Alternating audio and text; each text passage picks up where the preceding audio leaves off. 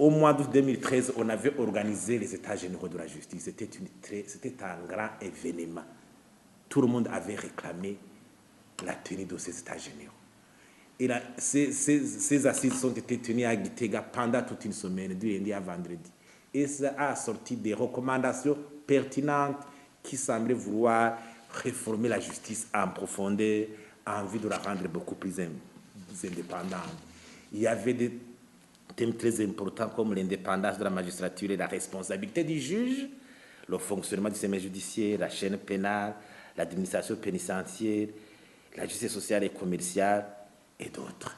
Il y avait mis des réformes très sensibles à montrer la place, par exemple, de la Cour suprême comme symbole de manifestation progressive de l'indépendance de la magistrature.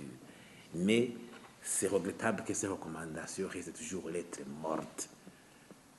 Normalement, il faut vraiment secouer la partie des uns et des autres, de changer de comportement dans notre pays, adoptons la culture de mettre en application ce qu'on a décidé dans différentes assises. Ça va vraiment nous permettre à faire des pas de géant dans la stabilité politique et dans la croissance économique de notre pays. Je dois vous dire que maintenant même, tous les experts au niveau de la croissance économique, du développement économique, s'accordent à dire que la justice est l'un des critères fondamentaux dans l'évaluation de l'environnement des affaires dans un pays.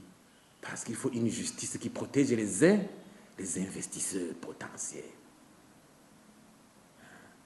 Sans cela, les gens rechignent à investir.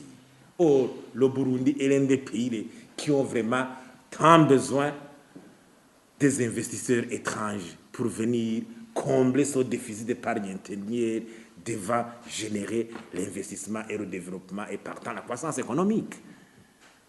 Donc, nous interpellons la conscience des uns et des autres, tous qui ont la responsabilité pour que ce rapport puisse sortir,